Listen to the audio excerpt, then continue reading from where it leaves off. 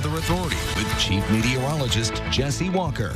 Welcome back, everybody. You are looking at what we call a super typhoon. A typhoon is just a hurricane in a different part of the world, and this is actually headed for South China. That is China right there, and you may be saying, well, why are you even talking about it? Well, one, some people may have interest. That's a pretty impressive satellite image, but also, believe it or not, it can actually impact our weather.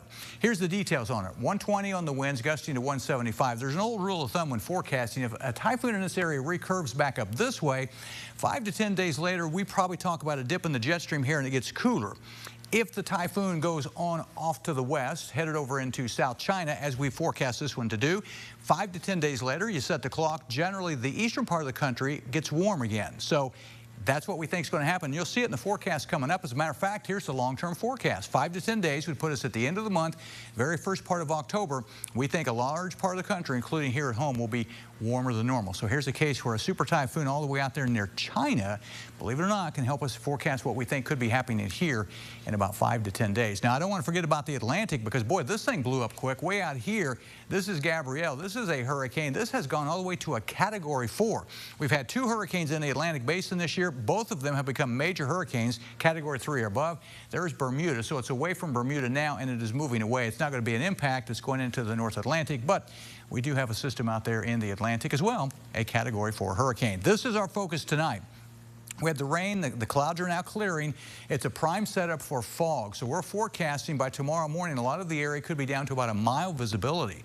So allow a little extra time. There might even be some school delays. It may take till late morning before we finally start to see the fog kind of burn off. So fog is going to be a focus tonight. We hit 75 for the high today, 66 was our low. We finally got some pretty good rain here at the station, about a half of an inch. We're up to 0.93 inches here so far for the month. And we're not done. River Station Terre Haute's at about 3 feet. It is stationary. Temperatures across the area right now pretty much in the 70s. It's nice and pleasant if you're going to be out this evening. The temperatures are nice. 76 in Terre Haute. Pressure's falling a bit at 29.86. The Crossroads Cyclecast for 7 o'clock Eastern looks good. 73, not much of a wind out there. Of course, that will lead to the fog later tonight. Water vapor, here goes that system. Here's the next one. See that spin right there? That's headed our way by late tomorrow. That's our next rainmaker out across the Rockies as it moves this way. Tonight, though, skies are starting to clear off. That'll lead to a little fog. Nothing showing up locally on the Dorset Automotive Doppler radar. So we're good tonight, except for the fog. Tomorrow, morning fog. After that, I think the day is fine.